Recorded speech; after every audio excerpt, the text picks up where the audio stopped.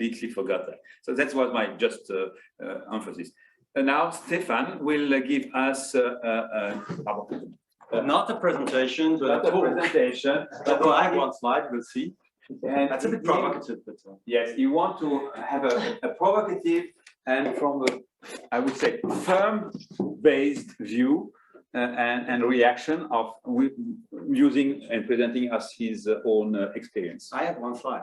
Can you bring it up? Yes. Yeah, juste à cliquer. Okay. On a. Okay. No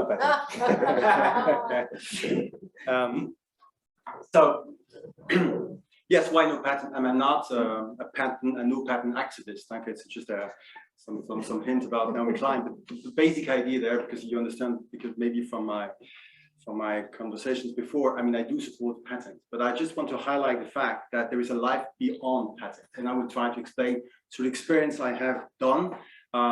But he was saying we may have been a startup. We used to be a startup 20 years ago when we started as a spin-off from the university.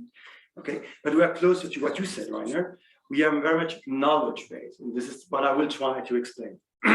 So what is Novalex, just in a nutshell? Novalex is actually the combination of two young startups that spun off from Strasbourg University 20 years ago, actually from the IGBNC on the one hand, and from the Faculty of Pharmacy on the other hand. And in the former, you had structural biology science, basically X-ray protein structural determination. So kind of high science, so to speak, okay? Then in the later, you had also high science, it was organic synthetic chemistry. So hardcore science, okay? So myself, I was just connecting with scientists. I'm an entrepreneur, I'm not a scientist by training, I'm a business person by training. But when we were out back in these days, 20 years ago, we didn't have Caroline, we didn't have a sweet Caroline and a TTO. We had Alain Beret, so as sweet as Caroline. No, but different style. Different style. No, the main point. Back in these days, there was no TTO. We still have a very broken landscape in terms of aggregating the intellectual property. And actually, it was more stifling our efforts than helping. I want to come to that because it's a critical point. Back in these days in this country, when you went to form a startup out of the university with knowledge, either you have to transfer a patent. Fine. So you initiate discussions about the patent transfer and the terms, and then comes to, you know, basically the difficulties, let's say. Okay, let's put it this way. And I was coming at this point in time, 2002, straight back from Germany, where I spent quite some time, and before that I was in the US. And I was kind of naive because I know a bit the space, but I had like 3 years of experience in the life science space.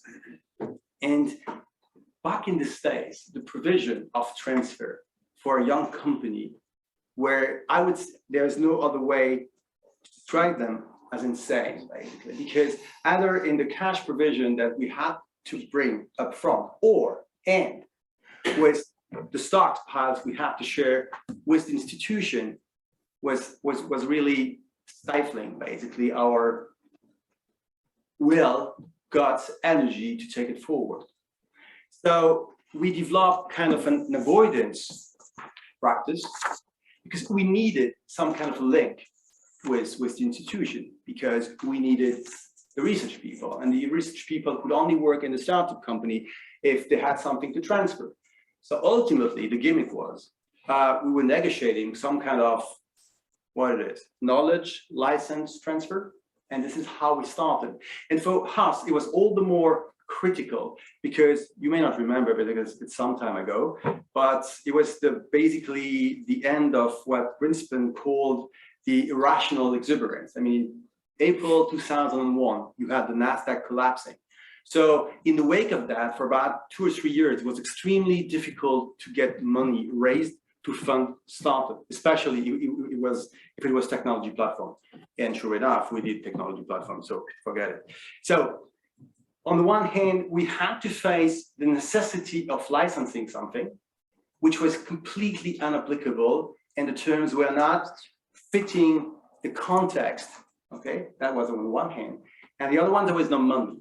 Okay, so you had two things: either you die or you don't do anything. Or you say, okay, we try to outsmart the system we licensed something, and something was knowledge. But actually, it was representing something real. And I come back to that because you said much more is a transfer from university than just IP on the shelf, which is absolutely true. Because the takeaway was that we walk away with a bunch of students coming out of the lab, many labs, structural biology labs on the one hand, chemistry labs.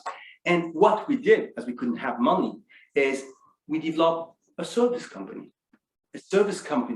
based on the knowledge, capability, science that was in our hands and that could be of interest to the industry. And that would match a moment that was, I would say, I didn't tell you exactly where we were. We were in early stage pharmaceutical research. 20 years ago, especially in Europe, was already done about 10 to 15 years before in the UK and the US. They start, let's say, outsourcing when not offshoring. So the only thing we could do is to sell as a service our science. It's what we did, okay? But that didn't prevent us over time to build what I believe to be one of the most sturdiest platform in biophysical sciences in Europe as a CRO. We are one of the only two provider in the world in cryo-electron microscopy services. One is the US and one is us. We are one of probably 10 company worlds providing as a service what is called DNA uncoded libraries. And I come back to that example because it's very important. That piece, I don't go into it. It's extremely complex, not the point, but it's very interesting because we are back to patent there. Because that technology comes not from university, comes from a huge US pharmaceutical company.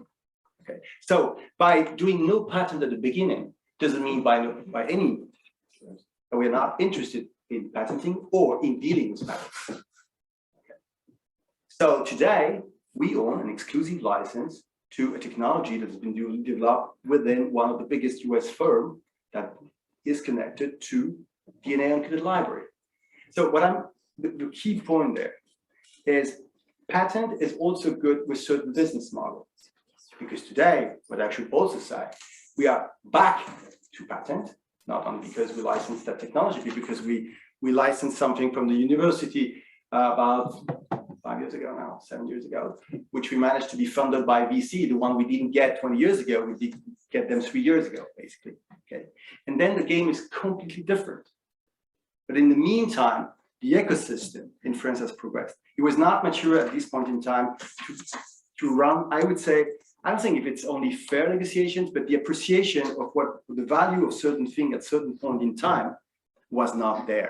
There was this naive concept of, oh, this is of extreme value, so you have to pay. Yeah, but I cannot pay, and if you cannot pay, I cannot develop, so you don't have a partner. So keep your shit, and I do my stuff. Sorry, but you understand the point.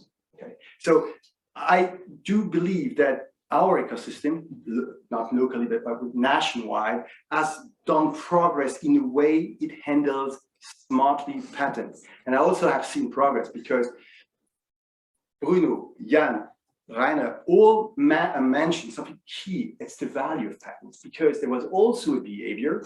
If you incentivize people by some metrics, I mean, it's metrics-induced behavior. We need patents, we find patents. If the patent doesn't have any value, we don't give a shit because we only will know later on. So we have seen that here, this country, patent filing for patent filing. Okay. So, and I've seen that there is progress today. What kind of patent is now filed? Why? Because someone looks over the patent and said, yeah, but that cannot extract value at any point in time, likely. So get rid of it. Okay. So my entire point is that there are business model that fits patent valorization. There are business model with no patent, but no patent doesn't mean no science or no technology. Because I do believe that our 230 people do a lot of high science. But by the model we have, which is a service model, I mean, IP is owned by who pays for it. Okay. So if we want to generate IP, we do another type of company, which we also do. Okay. So patent's good, but also no patent, there's a life beyond patent. Thank you. Thank you. you very much for I this. want one more comment because Yeah, sure. I love what Jan said about, oh, it's really cool. The EU is very good at patenting in good stuff because it was about valuable patent, but who use it? Who use it? Who makes the game after that? Is there was a little statistical data point that you mentioned and evidence on your slide about the US is much stronger